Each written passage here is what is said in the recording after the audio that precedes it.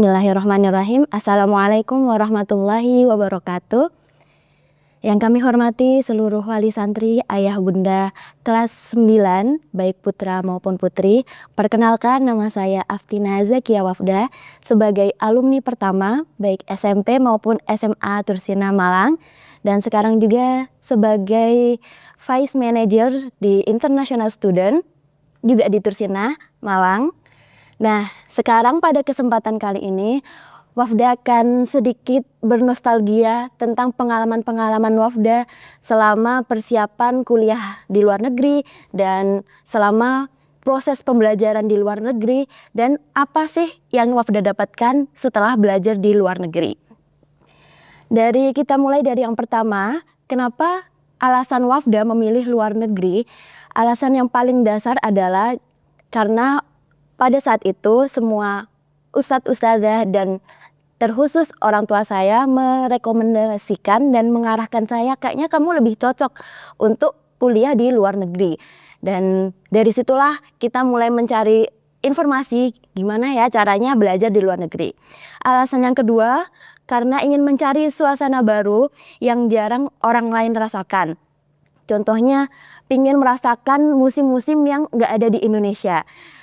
Selain itu juga pengen merasakan yang lingkungannya itu dari berbagai macam negara seperti Turki, Lebanon, Syria, terus Palestina, dan alhamdulillah menemukan itu di luar negeri, khususnya di Mesir. Dan yang terakhir adalah ingin melatih diri untuk lebih mandiri, karena next tujuan kita adalah untuk menservis orang tua, karena tidak selamanya kita hidup dengan orang tua dan orang tua selalu menservis kita. Jadi kalau kita di dalam negeri terus, maka ada rasa ketergantungan kita terhadap orang tua. Nah, di titik itulah butuh momen gimana ya caranya kita biar lebih mandiri. Salah satu caranya adalah dengan belajar di luar negeri, karena kita harus bisa menyelesaikan semua problem dengan diri kita sendiri. Emang kalau nanti di waktu yang benar-benar kita nggak mampu, baru kita bisa konsul ke orang tua atau ke guru-guru kita. Nah, selanjutnya bagaimana sih proses pendaftaran dulu? Yang mana dulu adalah Wafda angkatan pertama. Pertama kali yang Wafda siapkan adalah persiapan IELTS. Jadi Wafda mengikuti kelas IELTS hampir 3-4 bulan. Loh, apa nyambungnya IELTS dengan Al-Azhar? Padahal Al-Azhar kan berbasis bahasa Arab, sedangkan IELTS bahasa Inggris. Nah, disinilah Tursina sangat menyediakan kita, memfasilitasi kita untuk meraih impian-impian kita. Jadi kita berusaha dengan segala kemungkinan. Kita apply ke beberapa universitas. Jadi kita memenuhi persyaratan IELTS waktu itu paling minimal 6,5. Jadi kita ikut bimbingan kelas intensif 6,5 dengan target. Tapi waktu itu karena tahun 2020 sembari kita les intensif IELTS, kita juga apply berkas ke beberapa negara, khususnya waktu itu di negara Timur Tengah seperti Qatar, Madinah, Uni Emirat, Tunis, dan semua itu dengan bimbingan ustadz-ustazah. Ustadz-ustazah sangat detail, ini kamu kurang ini Wafda, ini kamu kurang berkas yang ini, nilaimu segini, progresnya sangat dipantau oleh para asatidzah. Kemudian, tapi qadarullah, tahun itu adalah tahun yang sangat gempar-gemparnya berita COVID. Jadi banyak sekali universitas yang tutup dan tidak menerima mahasiswa asing. Jadi di titik itu kita sudah sempat down, karena tidak ada lagi jalur yang mengantarkan kita untuk keluar negeri, dan kita pada saat itu tidak ada option untuk kuliah di dalam negeri. Jadi yang kita siapkan adalah gimana kita memanfaatkan 1 tahun ini, karena kemungkinan terbesarnya adalah gap year. Namun karena ustadz-ustazah selalu membimbing kita dan selalu mencari informasi dari berbagai media, akhirnya waktu itu karena kita juga di karantina, kita di offline, jadi Zoom, ada pemberitahuan bahwa dibuka pendaftaran Al-Azhar. Jadi dalam waktu 2 hari kita persiapan untuk mengikuti seleksi Azhar. Dan kebetulan waktu itu Tursina belum ada MOU sama sekali dengan Azhar, jadi kita harus berjuang seleksi sendiri. dengan persiapan 2 hari. Ya kalau dipikir secara logika itu seperti tidak mungkin, cuman alhamdulillah pelajaran-pelajaran yang dipelajarin selama di kelas dan yang diajarkan asatidzah selama di kelas itu sangat membantu ketika seleksi, karena seleksinya mencakup tes tulis yang ada nahwu shorof, balaghah, mutolaah, dan juga ada tes wawancara yang mana kita harus lebih kayak orang Arab. Dan alhamdulillahnya dengan izin Allah, ikhtiar kita yang dari di titik down sampai akhir dibayar dengan kabar bahagia, kita bisa lolos masuk Azhar tanpa gap year. Itu adalah titik-titik yang wah ternyata Allah baik banget ya. Semua ikhtiar kita, semua ikhtiarnya bukan hanya dari siswa, tapi semua orang tua, terus ustadz ustazah juga sangat berpengaruh ke hasil seleksi.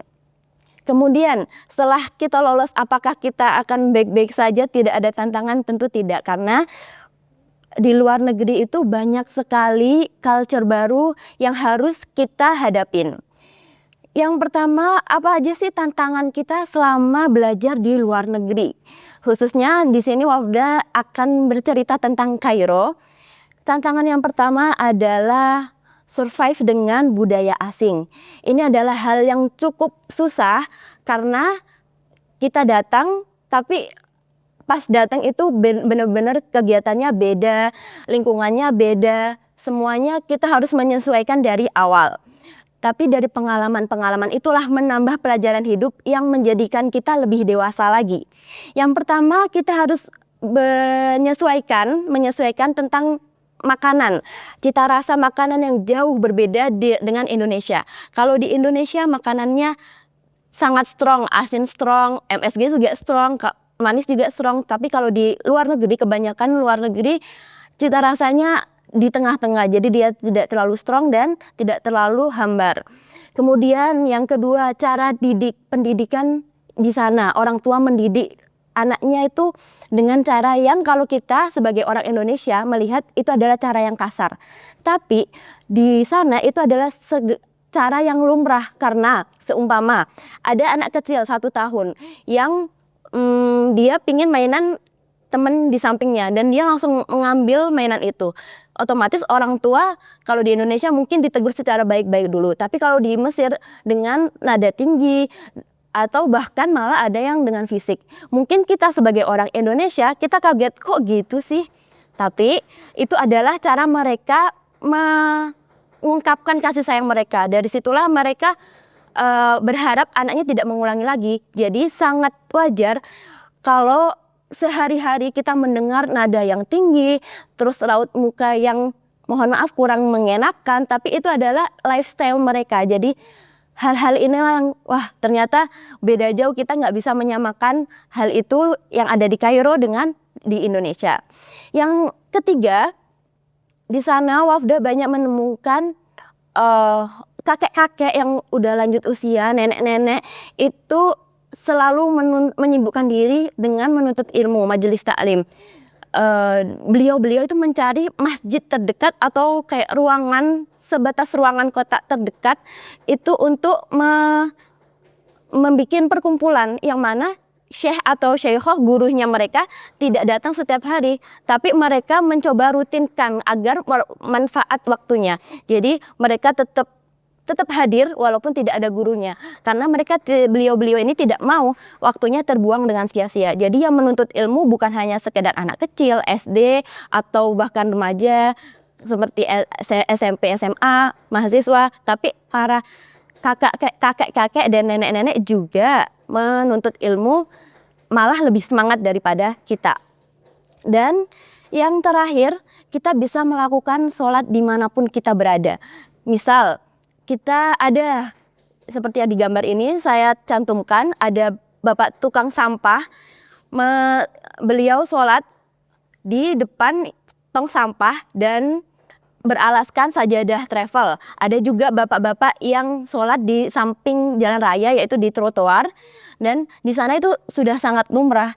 Jadi kita bisa melakukan sholat dimanapun. Seumpama kita mau lagi di mall, itu terus kita bilang izai ya syekh gitu, izai ya ablah, mungkin salehna gitu, kita akan langsung dikasih tempat untuk sholat. Oh iya, tafadhol tafadhol. Nah itu adalah satu hal yang jarang Wafda temukan di sini. Jadi di sana budayanya kita harus menjaga wudhu setiap hari. Jadi kalau kita azan, mendengar azan, kita bisa langsung sholat.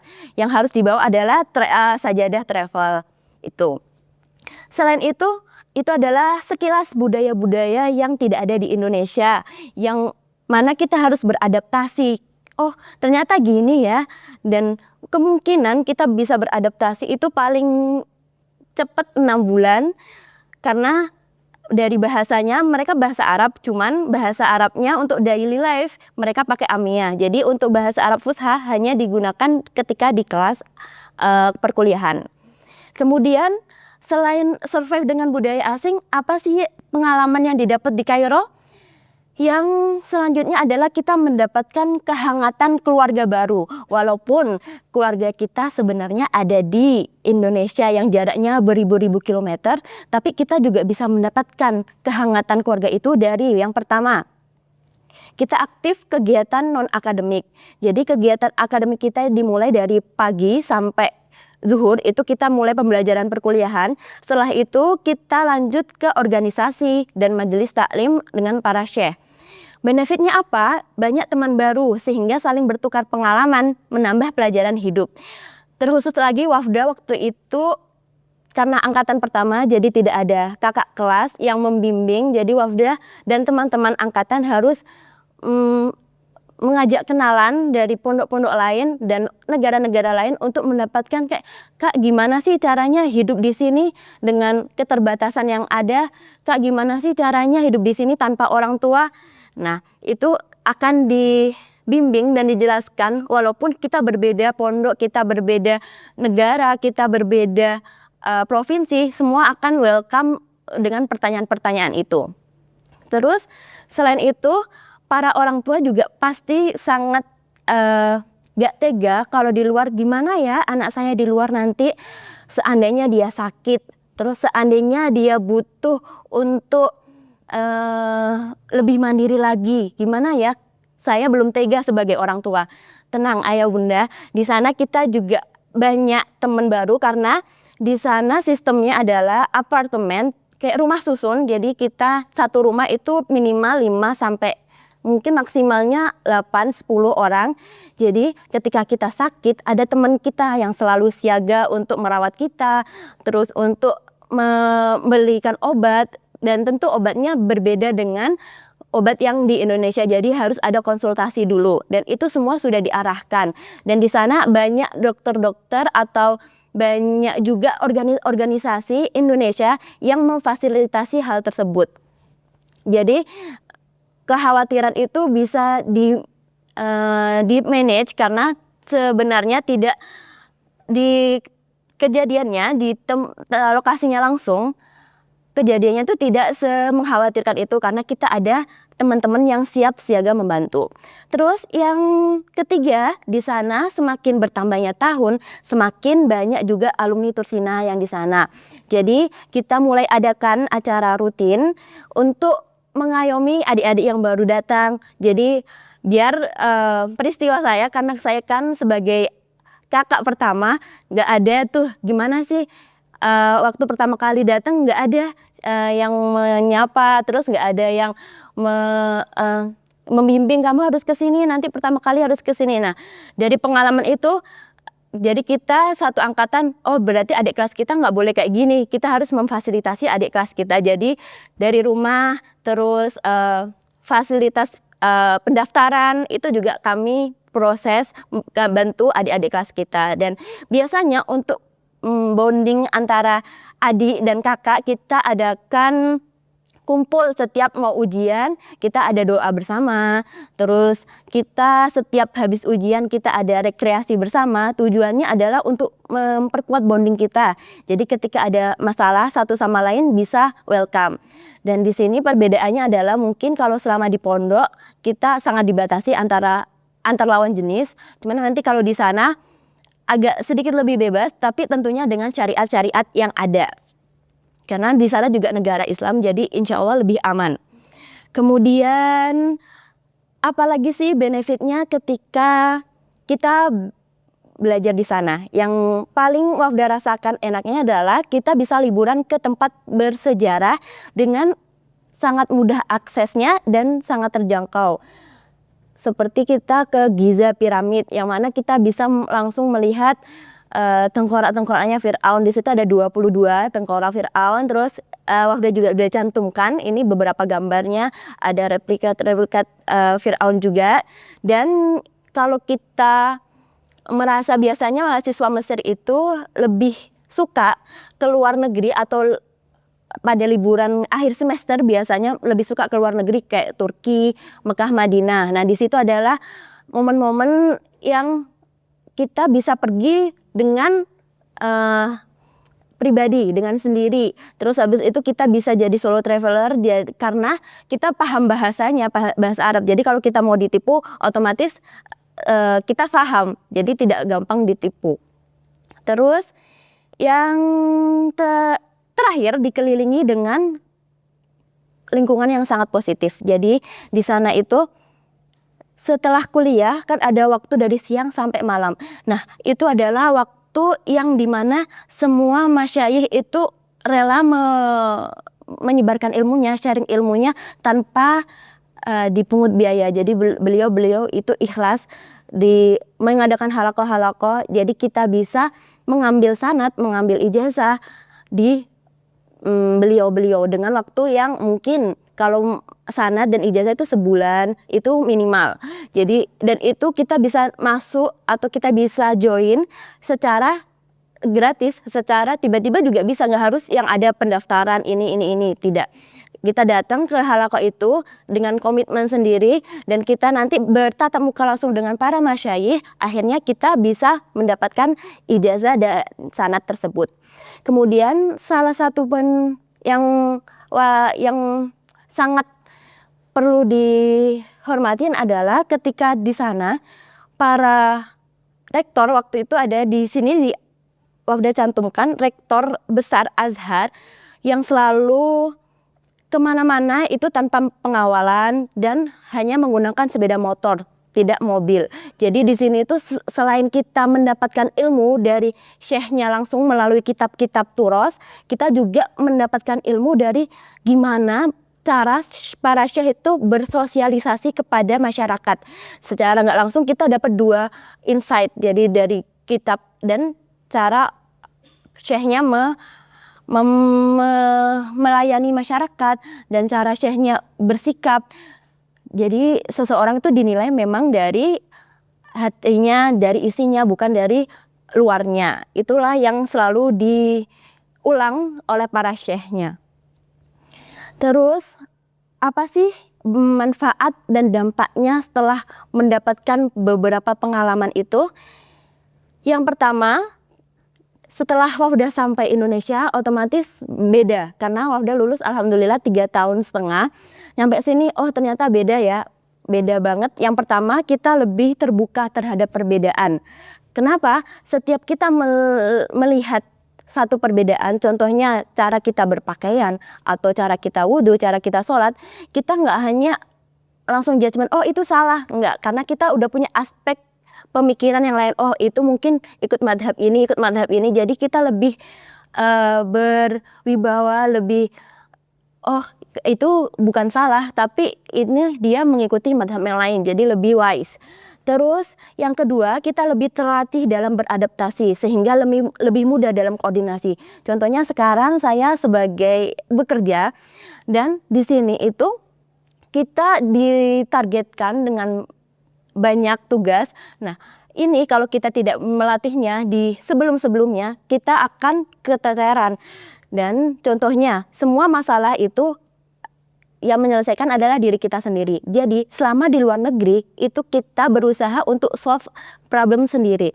Jadi, ketika kelak nanti bertemu dengan banyak orang, bekerja dengan banyak orang, kita tahu, oh kita sudah mahir di A, B, C. Sedangkan kita perlu aspek D, E, F, yang mana orang lain itu harus melengkapi itu. Jadi kita nggak bingung lagi, oh saya ahli nih di bidang ABC, berarti saya butuh tim yang DEF. Nah, itu perlu adanya latihan. Kalau kita di luar negeri, insya Allah akan terlatih, karena kalau di Indonesia lebih memungkinkan kita untuk ketergantungan dan lebih tingkat survive-nya lebih kecil. Kemudian menambahkan kepercayaan diri karena pengalaman yang didapat. Jadi selama di sana kita akan pas nyampe sini bakalan mayoritas masyarakat Indonesia pasti membedakan. Oh, ini sama-sama lulusan S1, tapi S1 luar negeri sama S1 dalam negeri pasti akan beda perspektifnya. Banyak orang yang mohon maaf menganggap, oh keren ya, lebih keren yang dari luar negeri, karena ya kita lihat karena dia bisa berhasil survive di akademik dan juga lingkungan. Sedangkan yang di dalam negeri mungkin dia survive di akademik dan lingkungan, cuman perbedaannya tidak terlalu drastis. Jadi itulah yang membedakan, dan hal itu pasti akan lebih disegani ketika kita kuliah di luar negeri. Itulah menurut Wafda salah satu poin-poin positif yang Wafda dapatkan setelah Wafda lulus dari kuliah di luar negeri. Mungkin itu yang bisa Wafda sharingkan kepada ayah bunda sekalian. Mohon maaf banyak kata yang mungkin kurang tepat, kurang sesuai. Sekian dari saya. Wassalamualaikum warahmatullahi wabarakatuh.